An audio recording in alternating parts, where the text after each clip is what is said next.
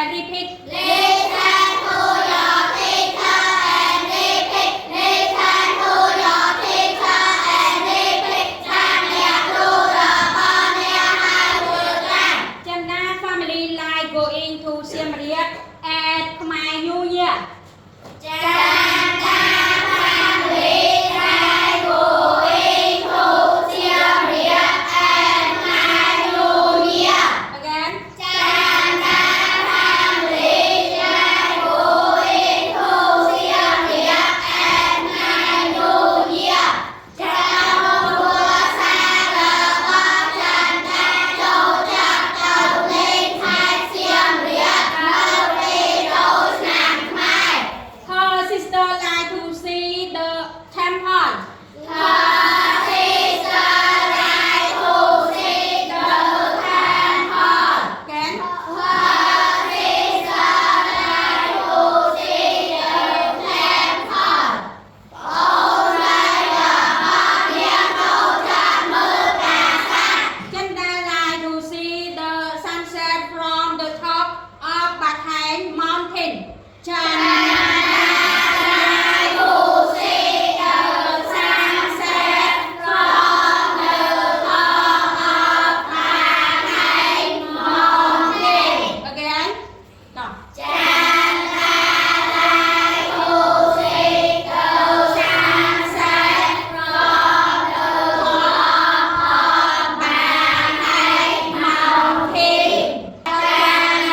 ចូលចាំមើលថ្ងៃអាទិត្យលើកំពូលក្នុងបាខែង ចាំដំណឹងមកដល់ថ្ងៃនេះប៉ុន្តែដែលថាយើងប្រែទៅខាងលើអស់ហើយហ្នឹងហើយមិញប្រែឲ្យខាងនោះហើយប្រមគេពីថតគេកំពូលចាំបាខែងមកទៀតបានន័យថាពីលើភ្នំបាខែងអញ្ចឹងបាខែងគឺប្រាសាទនេះគឺនៅលើភ្នំ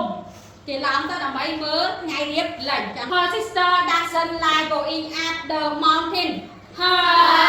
sister doesn't doesn't again no Her Her sister doesn't like going up the mountain again Her sister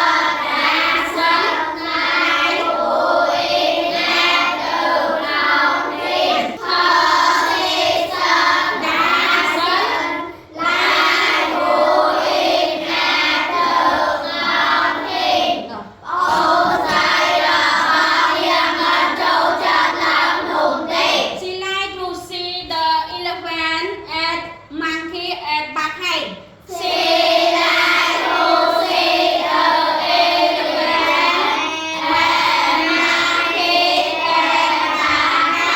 Again. She like to see the elephant and monkey and Bakhai អ្នកចូលចិត្តមើលដំរីនិងសត្វស្វានៅបាខែង ថ្ងៃយើងរៀនមេរៀនដែរគឺ Unit 4 Family Holiday គឺជាថ្ងៃគេដំណើរកម្សាន្តក្នុងគ្រួសារ Holiday គឺថ្ងៃគេឈប់សំរាហើយយើងតនៅក្នុងទំព័រ57យើងចូលដល់ចំណុច C Reading ការអាននេះឥឡូវយើងមើលរូបភាពសិននេះនៅណាហ្នឹងអ្នកដែលធ្លាប់ទៅយើងដែរនៅណាហ្នឹងបើយើងអត់ដឹងស្ដាប់នេះគ្រូមកនេះថ្ងៃគឺថ្ងៃអត់ថ្ងៃរៀបលេខហ្នឹងគេច្រើននេះទៅសៀមរាបពេលល្ងាចម៉ោង5នេះគេឡើងលើភ្នំបាខែងដើម្បីមើលថ្ងៃរៀបលេខនៅលើភ្នំបាខែងហ្នឹងគឺមានប្រាសាទបាខែងឡើងដល់ភ្នំហើយឡើងទៅលើប្រាសាទទៀត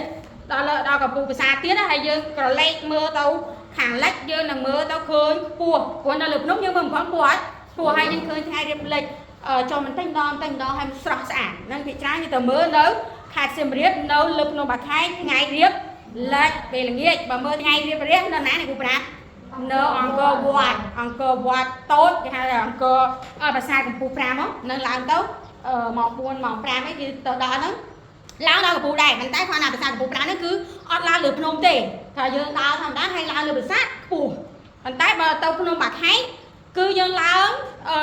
ព័ទ្ធជុំវិញភ្នំឡើងតាមភ្នំចឹងហើយដល់កំពូលភ្នំហើយឡើងមួយជាន់ទៀតគឺឡើងទៅប្រាសាទកំពូលប្រាសាទទៀតហើយមើលថ្ងៃរៀបលេខតែឥឡូវយើងមើលចូលសាច់រឿងរបស់យើងចាស់ចំណុចលេខ1ឲ្យយើងធ្វើអី listen to your teacher and repeat ចាស់ស្ដាប់អ្នកគ្រូរបស់អ្នកឲ្យធ្វើតាមឥឡូវយើងមើលអត្ថបទហ្នឹងគឺតាក់ទងជាមួយអ្នកណាគេយើងបានអានមិញណាអ្នកគ្រូបានអានមិញតាក់ទងជាមួយនឹងក្រុមគ្រួសាររបស់ចន្ទណាចឹងក្រុមគ្រួសាររបស់ចន្ទណាតើណា Siem Reap ពេលខ្លះ ចូលចិត្តទៅសៀមរាបដើម្បីទៅលេងប្រាសាទបុរាណខ្មែរយើងតែឥឡូវយើងអានទាំងអស់គ្នាដើម្បីច្បាស់មួយទៀតចឹងនេះញ៉ាំបញ្ជាក់ម្ដងទៀតព្រោះអីចូលកាន់ច្រើនដងចឹងនេះគឺនៅលើភ្នំបាខែងគឺគេមើលថ្ងៃរៀបលេខបើនិយាយពីជនជាតិនៅតយប់អាងឹតមើលតលិចផ្លឹកហ្មងបានគេចុះហើយណាមិនក្រុមគ្រួសារចិន្តានេះគឺតណានេះចិន្តា family live going to សៀមរាប at ខ្មែរយោញាចាំថាគ្រួសារចិន្តានេះនៅពេលដែលនេះ family holiday ណាថ្ងៃឈប់សម្រាកពីការសិក្សាពីការងារអញ្ចឹងទៅក្រុមគ្រួសារគាត់នេះគឺចូលចិត្តទៅលេងខេត្តសៀមរាបនៅពេលចូលឆ្នាំខ្មែរហ្នឹងពេលហ្នឹងយើងឈប់សម្រាកឈប់ចឹង